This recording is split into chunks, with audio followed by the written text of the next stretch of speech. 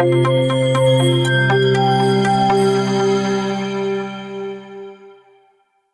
everyone, I'm Dr. Shafali Garg and I'm back with another topic of general medicine. The topic for today is the one where we see bluish discoloration of skin and several extremities of the body. So what is it? Yes, it is cyanosis. Let's get into the lecture right away. So as we always study our topic under some headings, the first and the foremost heading is definition. So what is cyanosis? According to the definition, cyanosis is defined as the bluish discoloration of skin and mucous membranes. Now, why is it caused and why is it only blue and not some other color? To learn this, there are two topics I want you to understand. First is types of hemoglobin. There are two types, the oxygenated hemoglobin and the deoxygenated hemoglobin. Oxygenated hemoglobin is the one which is carrying oxygen, therefore it is red in color. Deoxygenated hemoglobin is something which has been formed after the oxygen has been delivered by the blood till the site where it is supposed to go. So, deoxygenated blood does not contain oxygen, therefore it is bluish purple in color. Now, in cyanosis, what happens? This deoxygenated blood gets up to a value of more than 4%. So this increased deoxygenated hemoglobin leads to bluish discoloration, which is called as cyanosis. So this answers our question, why is cyanosis blue only? Because deoxygenated blood is of a darker color and not bright red like oxygenated hemoglobin. Coming to the second category or the second heading which we need to know is to location of checking the cyanosis. So there are certain locations which are characteristic for the bluish discoloration to be seen. First and foremost is lips, nail beds, malar area, earlobes and the mucous membrane of the oral cavity. Now being in the dental field, the locations which are important for us dentists are the tongue and the lips. These two locations must be checked when we are suscepting a patient for cyanosis. Now there are certain types of cyanosis which we must know to ideate the etiology of the cyanosis. Now either cyanosis can be because or the oxygen in the body is less, or the oxygen is enough but it is not reaching all the tissues. So there can be two main types, which is peripheral and central cyanosis. And a combination of these two is the third type, which is mixed cyanosis. So we'll start with the peripheral cyanosis first. So as the term suggests, peripheral, an easy way to remember the cause is that periphery is involved. In peripheral cyanosis, peripheral problem is present. Center is fine. Now what is peripheral? It is extremities and the tissues. So herein, the oxygen flow is fine. Oxygen in the blood is present. But the blood itself is slow. So if oxygen is okay, but the blood is slow, so it will not carry oxygen to all the organs it should. So what will the blood do? It will try to extract the blood from the peripheries, because blood will be like, you don't need the blood right now, you don't need oxygen. The central organs like the lung, liver, heart, etc., they need more of oxygen because they are the vital tissues in the organs. So it starts extracting oxygen from the peripheries. Therefore, it is called as peripheral cyanosis. The blood vessel in the peripheries, they don't get oxygen. Therefore, it leads to more of deoxygenated hemoglobin and leads to the bluish discoloration. So as we can see over here, peripheral cyanosis is because of extensive extraction of oxygen and sluggish peripheral circulation. So the blood flow is slow. Now, if the blood is not reaching the peripheries, they will in turn become cold because blood keeps a body warm. So cold extremities is a characteristic feature for peripheral cyanosis. So whenever you are checking a patient, the signs and symptoms must include cold extremities to rule out that the cause is central. Now peripheral cyanosis will be seen in tip of the nose, earlobe, nail beds and obviously the extremities like the fingertips and toes. Now, this does not improve on oxygenation. Why so? Because oxygen is fine in the body. It's the circulation which is slow, which can be due to many reasons. Like in cold exposure, when the blood vessels get constricted, the flow reduces. So this can cause sluggish flow of the blood. Secondly, there can be heart failure. That is, there is reduced cardiac output. The heart is not capable enough to pump the blood up to the extremities. This can lead to peripheral cyanosis. Also, there can be local vasoconstriction as in Raynaud's phenomena or frostbite, where in excessive cold, the peripheral blood vessels or the capillaries, they shut down or they constrict. And this leads to less oxygen to the peripheries, therefore leading to cyanosis. And lastly, there can be arterial or venous obstruction, because any obstruction in blood vessels means some flow of the blood will get deranged, and that will lead to cyanosis because oxygen will not reach that very specific body part. Now coming to the second type, which is central cyanosis. Now central means there is an issue in the center.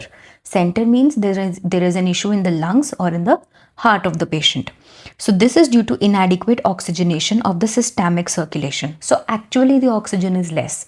It's not the problem of the circulation. The quantity of oxygen is actually low, due to which it is not able to reach all the organs, and therefore cyanosis is occurring.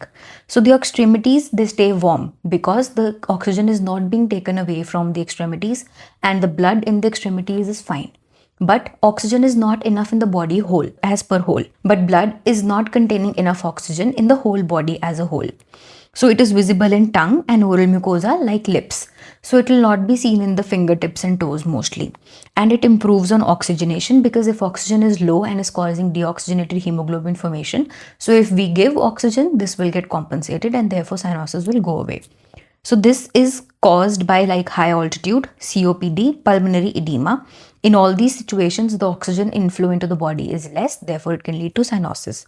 In pulmonary embolism, and in certain heart diseases like cyanotic heart disease, tetralogy of Fowler, and tricuspid atresia, where the right and left shunting of the blood in the heart itself is defective. So this will cause a deranged shunting and deranged blood circulation, thereby causing less blood flow and less oxygen flow in the body, leading to cyanosis. Also, there can be some abnormal hemoglobin conditions like methemoglobinemia and sulfhemoglobinemia. Though these are not true cyanosis, but somehow here the hemoglobin gets affected due to binding of some or the other agent other than oxygen.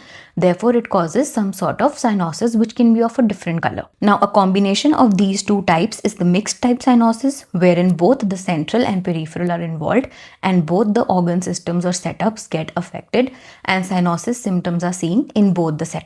Now, once we know the definition, etiology, and types of cyanosis, we need to be able to diagnose a patient with it. So what are the investigations or diagnosis we need to do for the patient? First and foremost is pulse oximetry, where we check the SpO2 and check how much pressure of oxygen is present in the body, which will be usually decreased for a patient of central cyanosis but can be normal for a patient of peripheral cyanosis. Secondly, we check ABG, which is arterial blood gas level. That is how much oxygen and how much carbon dioxide is present in the blood. Next, we do routine tests like CBC, because sometimes some infections can be present, some immune cells can increase, inflammation can be there. These causes always remain in any disease. Next, we can do a chest X-ray and a CT scan or a 2D echo to rule out any obstructions and diseases of the lung and the heart, as we studied in the etiology.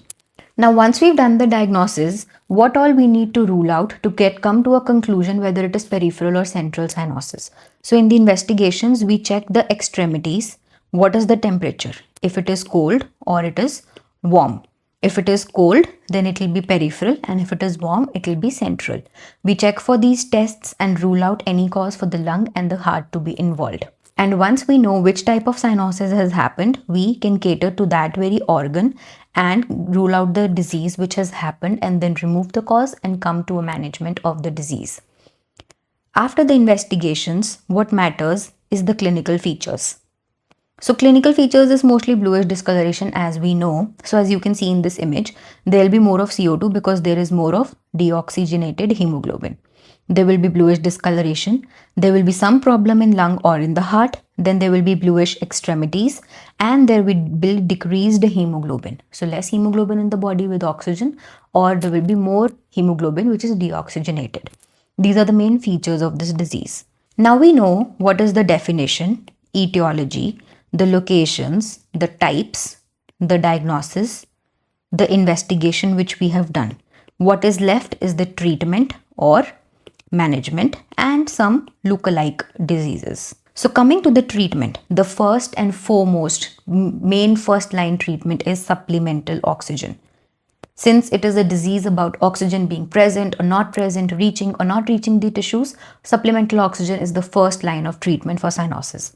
Then if a lung disease is present, we are going to give some bronchodilators or vasodilators so that the blood vessels and the pulmonary vessels, they get dilated, they let enough blood and oxygen flow through them so that they can reach the extremities and the main vital organs, thereby reducing the symptoms of cyanosis. Next, we need to address the underlying cause depending on the etiology which is involved. This goes without saying.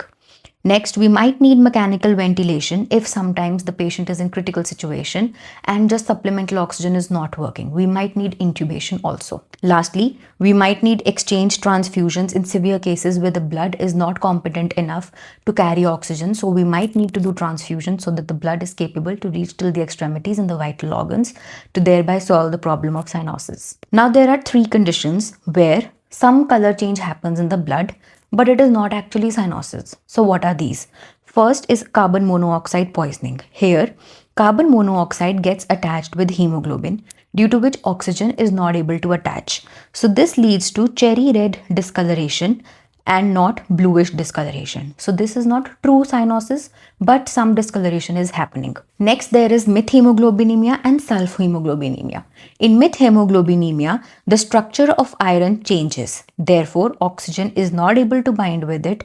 The hemoglobin changes and the hemoglobin is also not able to bind. This leads to a cyanosis-like situation because oxygen is not able to get carried. Next, there is sulfhemoglobinemia where sulfur gets bonded with hemoglobin and again oxygen cannot be carried. So the symptoms are like cyanosis, but it is not true cyanosis. So we need to know these 3 conditions. Now coming forward, being a dentist, we must know the dental considerations of this disease.